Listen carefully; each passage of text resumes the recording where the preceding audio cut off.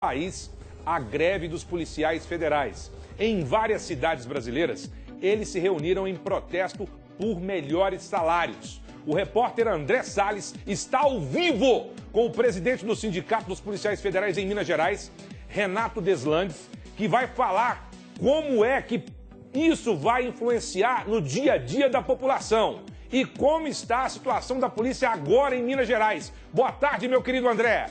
Boa tarde, Marcos Maracanã. Boa tarde aos telespectadores do Me Chama Que Eu Vou. Pois é, os protestos se estendem ao longo desta semana. Vai ter até enterro simbólico da segurança pública do país, já que os policiais federais estão há 4 anos pleiteando aí contratação de profissionais e também reajuste salarial. Nós vamos conversar agora com o policial federal e presidente do sindicato em Minas, Renato Figueiredo. Renato, qual que é a realidade hoje da categoria? Quais são esses problemas, reivindicados há mais de 4 anos?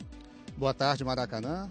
A situação é muito grave. Esse movimento que a gente faz e se iniciou ontem é um apelo, é um grito de socorro, porque a sociedade observa a escalada de violência que assola o país e não sabe como que a Polícia Federal tem sido sucateada nos últimos anos, ou seja, são 4 anos de negociações com o governo federal e a situação é muito grave, porque hoje a gente tem a plena certeza que com esse sucateamento a Polícia Federal não consegue cumprir as suas atribuições que são críticas para a nossa sociedade. O que isso representa na prática? A entrada nos aeroportos é mais fácil, tem menos trabalho de inteligência, entrada nas fronteiras de drogas, armas?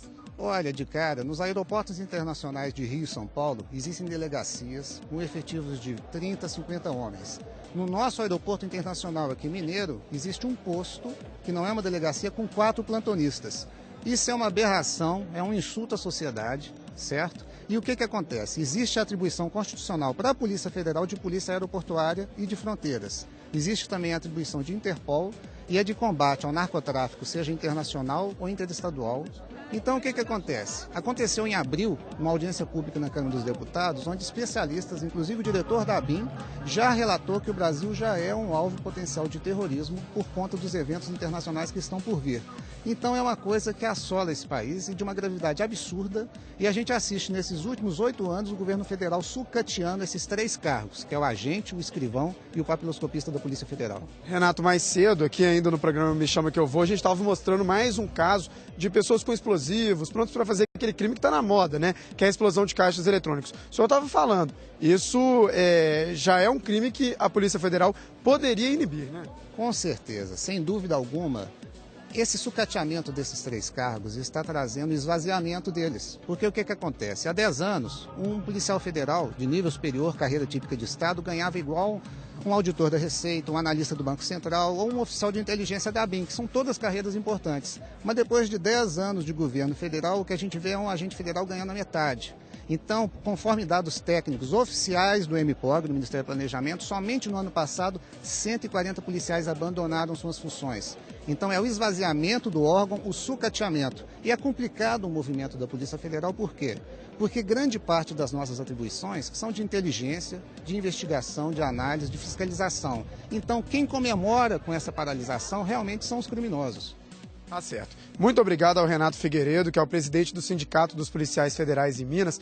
E as pessoas que vão pegar agora, utilizar os aeroportos, devem ter atenção, já que essa manifestação é feita, as pessoas vão passar aí por um pente fino mais elaborado, portanto, é importante sair um pouco mais cedo, se planejar, já que esse movimento inclui um pente fino um pouco mais demorado e, claro, um pouco mais minucioso das pessoas. É com você, Maracanã. Ô, André, se você estiver me ouvindo aí, eu gostaria que você reafirmasse uma pergunta aí no que diz respeito ao aeroporto. O aeroporto de Confins hoje, ele é completamente fragilizado, sucateado no que diz respeito a investimentos na investigação ali no local de tráfico internacional de drogas. E a gente percebe que é um aeroporto com grande movimentação e ali a Polícia Federal não é valorizada. Eu queria saber dele se isso é verdade.